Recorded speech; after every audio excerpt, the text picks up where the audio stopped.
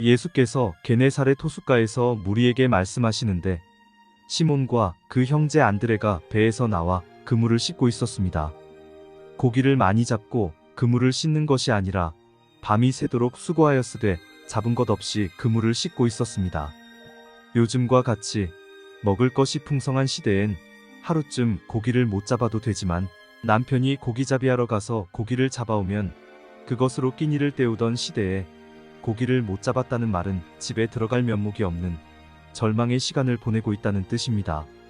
예수께서 시몬의 배에 오르사 배를 육지에서 조금 떼라고 하신 뒤에 앉으사 배에서 무리를 가르치시더니 말씀을 마치시고 시몬에게 이르시되 깊은 데로 가서 그물을 내려 고기를 잡으라고 하셨습니다. 밤새도록 고기잡이에 실패한 어부에게 깊은 데로 가서 그물을 내리라는 말은 그의 자존심을 상하게 하는 말이었습니다. 그럼 우리가 얕은 데서만 놀았다는 말이오? 당신은 목수의 아들이 아니오. 고기잡이가 뭔지나 아시오? 하고 되물어 볼 만한 상황이었습니다. 그러나 예수의 말에 대한 시몬의 반응은 의외였습니다. 선생님, 우리들이 밤이 새도록 수고하였으되 잡은 것이 없지만은 말씀에 의지하여 내가 그물을 내리리이다. 시몬과 안드레는 수고하였으되 고기를 잡지 못하였습니다. 하루에 16시간을 바쁘게 일했어도 그가 돈을 셀 수 없도록 많이 벌었으면 수고했다는 말을 하지 않습니다. 수고하였으되 고기를 못 잡았다는 말은 최선의 노력을 기울였는데도 고기를 못 잡았다는 말이요. 더 이상 희망이 없다는 뜻입니다. 인간이 최선을 다했는데도 되는 일이 없을 때 그가 그렇게도 의지하던 자신이 아무것도 아니었음을 깨닫게 됩니다. 이때 어떤 사람은 자기 혼자 무엇이든지 할 수 있다는 확신을 얻으려 사람을 떠나 깊은 산속으로 들어가고 어떤 사람은 하던 일을 바꾸어야 하나 하고 생각합니다. 최선을 다했는데도 고기를 잡지 못한 시몬과 그의 형제 안드레가 그물을 기우면서 이 생각 저 생각하고 있을 때 예수께서 찾아가셔서 시몬에게 깊은 데로 가서 그물을 내려 고기를 잡으라고 하셨습니다. 지금까지 수고한 시몬에게 그물을 다시 보아라. 고기가 있지 아니하냐라고 하셨다면 빈 그물이었던 그물에 고기가 들어있는 것을 보고 시몬이 납작 엎드려 항복하고 예수를 따랐을 텐데 왜 예수님은 밤이 맞도록 수고한 시몬에게 깊은 데로 가서 그물을 내려 고기를 잡으라고 하셨을까요? 시몬은 선생이여 우리들이 밤이 맞도록 수고를 하였으되 얻은 것이 없지만은 말씀에 의지하여 그물을 내리리이다 하고는 깊은 데로 가서 그물을 내렸습니다. 잠시 후 묵직한 손맛이 느껴졌습니다. 시몬과 안드레가 그물을 들어 올리자 고기를 잡은 것이 심이 많아 그물이 찢어지고 있었습니다. 자기의 경험과 능력을 총동원해서 밤이 맞도록 노력했는데도 고기가 잡히지 않던 곳에서 예수의 말씀에 따라 그물을 던질 때 많은 고기가 잡혔다는 것은 놀라운 일이었습니다. 예수께서 증인을 찾기 위해 가져가신 선물은 놀람이었습니다. 왜 예수께서 시몬에게 놀람을 선물로 주셨을까요? 놀란 말이 힘차게 멀리 뛰듯이 놀란 사람이 감동을 힘있게 전하기 때문입니다. 놀람을 선물하신 지 얼마 후에 예수님은 어부였던 시몬을 베드로라는 이름으로 바꾸어 줍니다. 깊은 데로 가서 그물을 내려 고기를 잡으라는 말씀에 의지하여 그물을 내림으로 놀라운 경험을 한 베드로와 안드레는 그날의 경험으로 증인의 길을 걷게 됩니다. 깊은 데에 그물을 던지니 고기가 잡혔다면 예수께서 말씀하신 깊은 데가 어디일까요? 사람이 많이 사는 곳일까요? 복음이 들어가지 않은 오지일까요?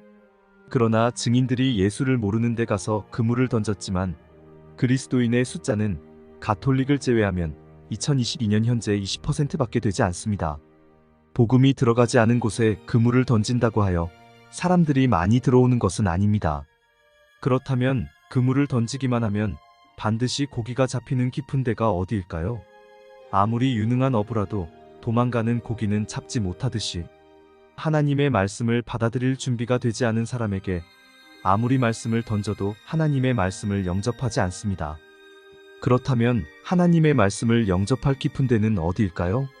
미 해군 군종감으로서 2003년에 62대 미 상원의 원목이 된 베리 블랙 목사가 젊었을 때 브루클린의 베다니 침례교회의 목사인 윌리엄 존스를 만나 박사님, 가장 두려워하는 것이 무엇입니까?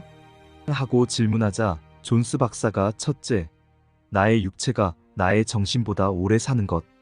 둘째, 나를 애도할 사람보다 오래 사는 것. 셋째, 얕은 물에 빠져 죽는 것이라고 대답했습니다. 존스 박사가 무슨 뜻으로 얕은 물에 빠져 죽는 것이 두렵다고 말했는지 모르지만 상식적으로 생각할 때 얕은 물은 사람이 빠져 죽을 수 없는 물입니다. 그런데 빠져 죽을 수 없는 물, 즉 아닌 것이 당연한 얕은 물에 빠져 죽는 사람이 너무 많다는 사실입니다.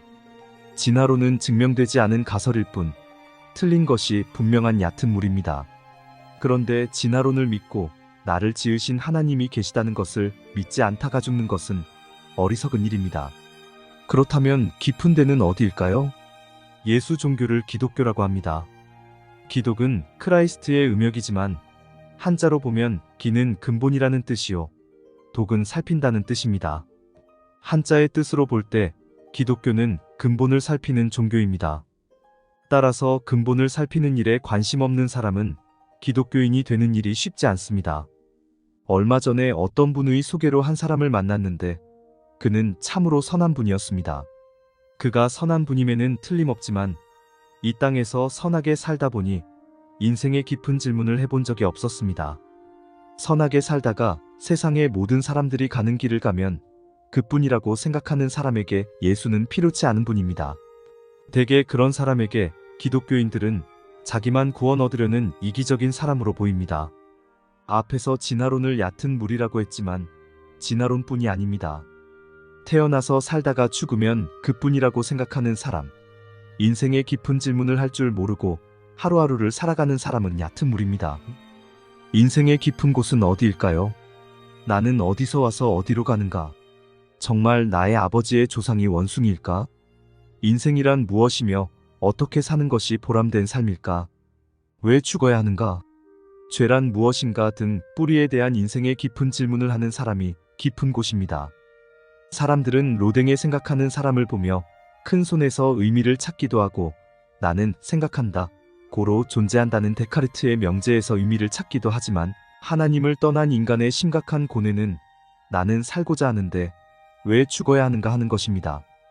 벌거벗은 사람처럼 죽어야 한다는 사실이 인간 최고의 부끄러움이라는 것을 로댕은 벌거벗은 사람으로 표현하고 깊이 생각해야 할 사실이라는 것을 오른쪽 팔꿈치가 왼쪽 무릎을 누르는 것으로 표현했습니다. 이 수치가 로댕만의 수치가 아닌 것은 로댕에 생각하는 사람의 상이 세계 도처에 있다는 것입니다. 지금 교회에 나오는 사람들은 하나님이 나의 아버지라는 사실을 말하고 원숭이가 나의 조상이 아니라는 것을 말하고 인간은 죽어야 할 존재가 아니라는 깊은 이야기를 들을 때 정말? 하며 눈을 크게 뜬 사람들입니다. 깊은 질문에 관심하지 않는 사람은 하나님의 세계에 관심하지 않습니다. 예수께서 베드로의 속 깊은 질문을 아시고 베드로에게 깊은 곳에 그물을 내리라고 하셨으며 그 명령에 순종한 베드로가 깊은 곳에 그물을 내리자 고기가 많이 잡혔습니다. 이에 베드로가 주여 나를 떠나소서, 나는 죄인이로소이다고 하며 무릎을 꿇었습니다. 왜 베드로가 나는 죄인이로소이다 하고는 예수님에게 나를 떠나라고 하였을까요? 모르는 사람 앞에서는 남루한 옷을 입고도 부끄럽지 않지만 개인적 관계가 이루어진 뒤엔 누추함이 부끄러운 법입니다. 이날 베드로가 죄인임을 고백하면서 나를 떠나라며 부끄러워한 것은 베드로가 예수를 개인적 관계로 인식했다는 뜻입니다. 예수님을 개인적 관계로 인식한 베드로에게 나를 따라오라, 내가 너희를 사람을 낚는 어부가 되게 하리라고 하시자 저희가 곧 그물을 버려 두고 예수를 쫓았습니다. 예수께서 당신을 따르는 자들의 삶을 책임지실까요? 예수님은 그를 따르는 자들의 기쁨을 책임지십니다. 이것은 모든 사람을 먹이고 입히시는 일반적인 선물이 아니라 그를 따르는 자들에게만 주시는 특별한 선물입니다. 그 기쁨으로 인해 베드로는 후일 십자가에 거꾸로 매달려 죽었다고 전해집니다.